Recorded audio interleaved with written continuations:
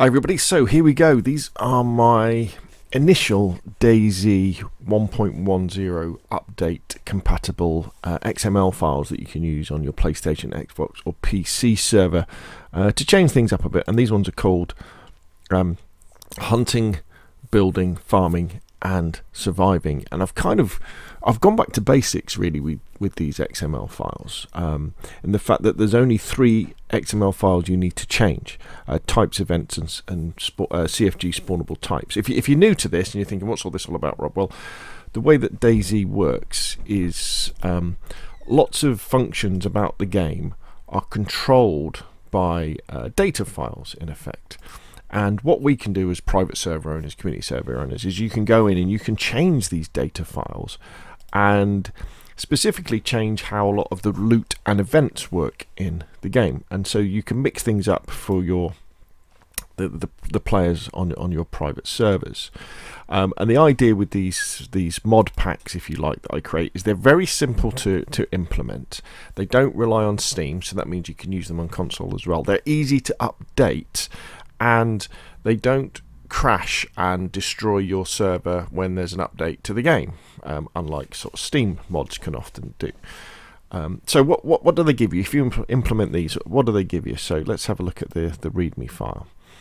So the theme of these files, I like to have a theme, I like to have a story behind my files, is that before the zombie apocalypse came to CHERNARUS and the world in general, large transport trucks were pushed into CHERNARUS, and small by fours, little jeeps, packed with building materials. So the idea is that the military, local police, fire service and the general population would have the resources to be able to prepare defences for the oncoming apocalypse, because they could see what was happening in other countries, they needed wood, they needed nails, they needed hammers, all that sort of stuff. So these supplies were brought in.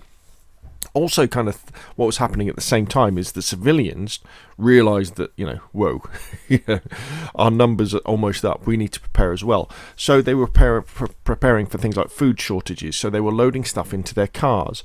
So, they were putting a little bit of food into the cars, but specifically stuff to make them more self-sufficient in terms of food. So they were putting like hunting stuff in, fishing stuff, cooking stuff into the backs of the cars. So if they had to drive off into the woods or into the hills, maybe they could survive. And that's kind of the idea behind it.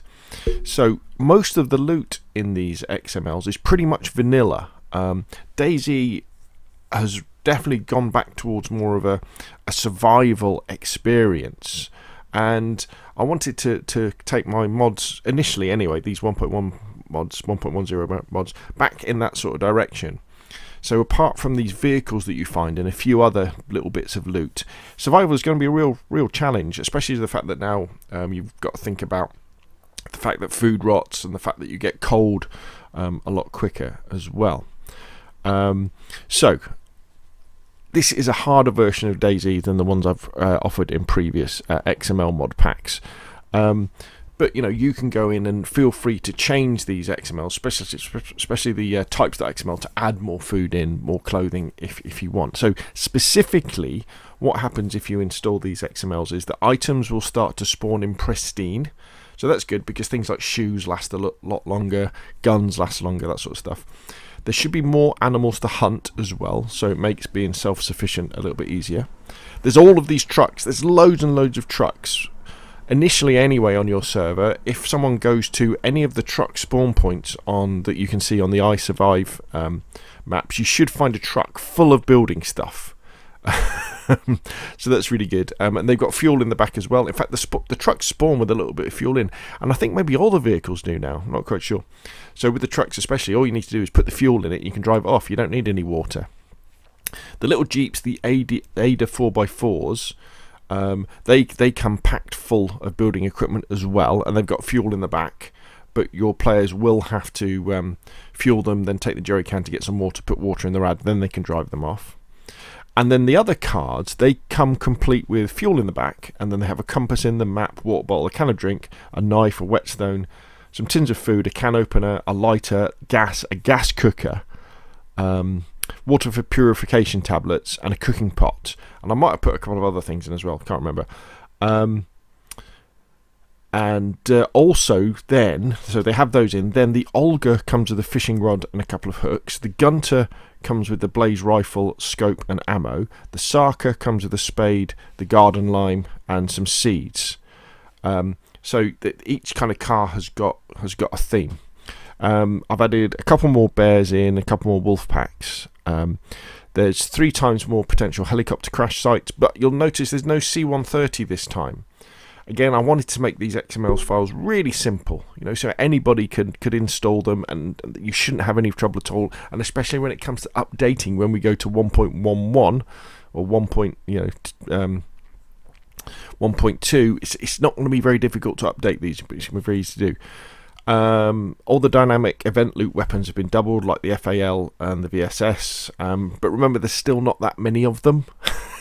Anyway, even if you double them, there's twice as many nails, twice as many duct tapes and sharpening stones, twice as many axes.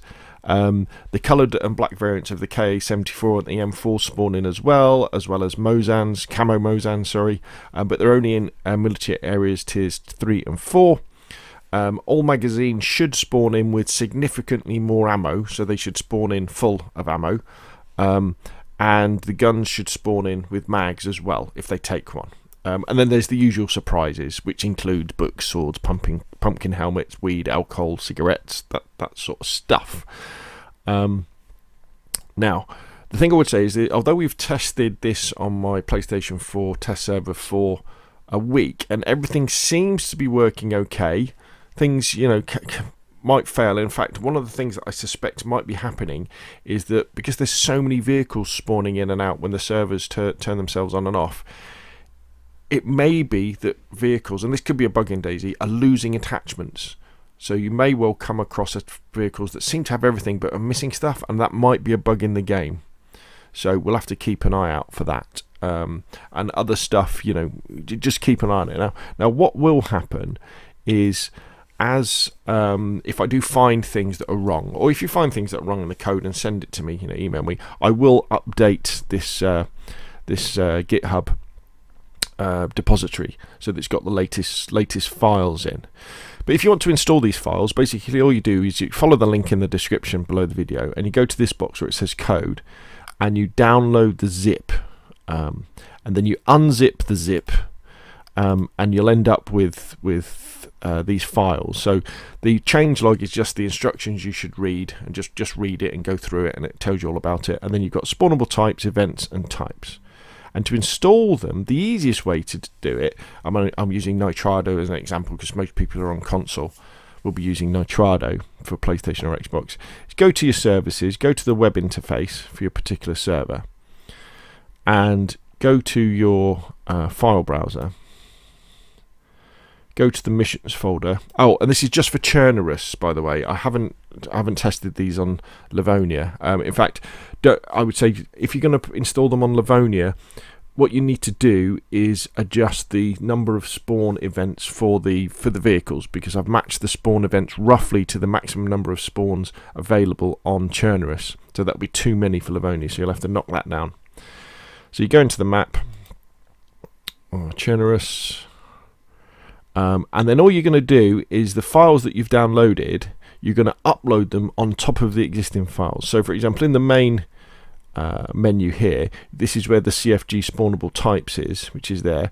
So you just go upload file, go to where you've got your, there we go, DayZ 1.1. You would upload that on top of it, and then go to the DB folder, and then you would upload the new types and new events folder. And then you want to restart your server, and that will then start things working. What you want to do as well, though, is if you go into the globals.xml file, and what you want to do is you want to adjust this one here, idle mode countdown. So you want to change that to what do we want? We want 60 seconds times 60. actually no, so how many hours do we want? 4 hours, don't we? So if we do 60 seconds times 60, that gives us 1 hour, doesn't it? And we times that by 4. So if we change that to 14,400, let's copy that. Where are we? So if you change idle mode countdown to 14,400, don't have the comma though, and then save that. What that means is, what happens with the DayZ server is, it in effect goes to sleep when the last player leaves. And the problem with that is that then the loot economy stops working. So the replacement of the new items in the new XML files by the old ones can take a long time. It might never happen. If there's only a couple of you on the server, you know, your old damaged guns, your old damaged clothes and stuff will keep appearing. Whereas if you set that to 4 hours, what happens is when the last player leaves, the loot economy keeps churning away, and it will be despawning the stuff, the old stuff, and then respawning the other stuff in. I mean, by all means, you know, do a reinstall if you want, and then install the XML files. But obviously, if you do a reinstall, that is going to blank everybody's characters, get rid of everybody's bases, and stuff like that. Where, you know, I find just loading the XMLs on top, when the XMLs on top of the old ones, you know, it works fine. You don't have to risk about deleting anybody, yeah, and I think that's probably the softest way to do it, if you like. Now, before I go, let's just talk about then how you may want to mod the files. So, if you do download the files and think, actually, I do want some more food, I do want to add, you know, more cans and stuff like that, then just go into somewhere like Notepad++, which is a free text editor you can download, you know, and then just go through the types. And what you're looking for is you want to adjust your nominal value up. So let's find something. Let's say, I don't know. Let's find Pepsi. So that. Is it called Pepsi? Just have a look. Drink. Cola. Why isn't it finding anything? Let's go back to the top. Control F. I forgot what it's called. Pepsi. Or is it called Pepsi in the files? No. Pepsi. Only. There we go, soda can Pepsi. So say we wanted to increase those, we would change that to, I don't know, 50. Make sure you change the minimum up to, say, 40. And then you would save that, and then you would upload that, and then restart your server. So you can't go through and add stuff in. Remember, don't go too mad, and if you add stuff in, try and take stuff out. So if you're adding a few M4s, take a few of the dress shoes out, and that sort of thing that way. So there we go. Just again, you know, to download it, let me show you again. You go to the repository and you go download zip, and then you unzip it. And that's basically it for DayZ 1.10. Nice and simple. Back to a more survival based DayZ. And again, it's really based around telling probably your newer members that are coming on your server that, look, if you want to survive, what they want to be doing, tell them all about the I Survive map. And then just tell them to look for vehicle spawns.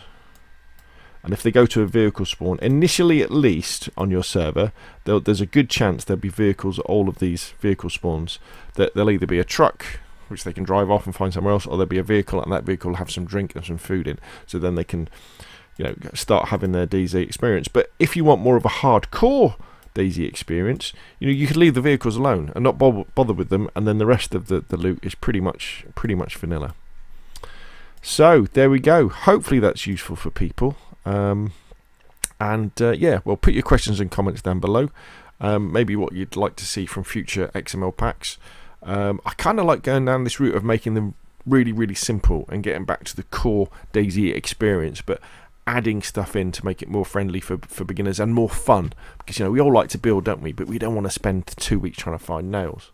I will be updating the Zombieland XMLs to 1.10 as well, so there'll be a kind of a version of this that has, you know, all the building, hunting, farming, surviving stuff in, but then hundreds and hundreds of more zombies, because I know people like that one.